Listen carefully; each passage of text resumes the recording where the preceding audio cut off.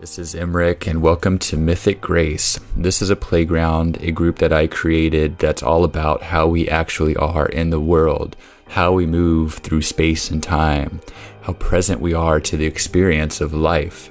I've held on to this idea of Mythic Grace for many years without really sharing it with anyone, but for me, it's a way of living, and it's sort of how I embody and walk and move within the world. It's something that I like to use as an ideal to move toward.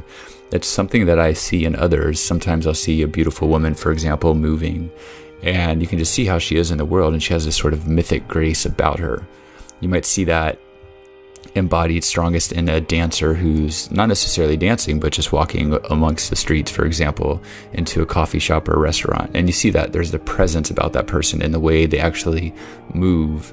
Now you take that idea as a metaphor and bring it into our lives, from the way we actually interact with others, from our smiles to opening a door to getting up out of your seat and then walking across a room.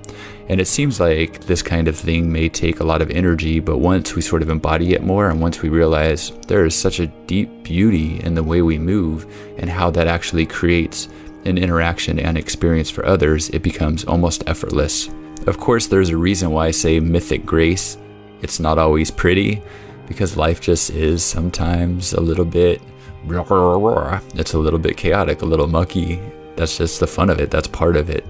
But I use mythic grace and the idea as a reorientation back to that place.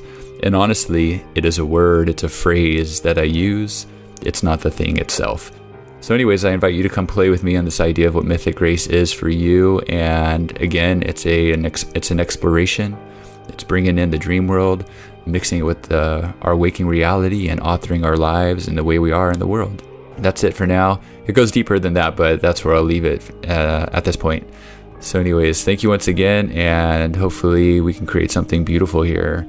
So be well, and let's play, and big hugs and much love to you, and here is to living a life of mythic grace.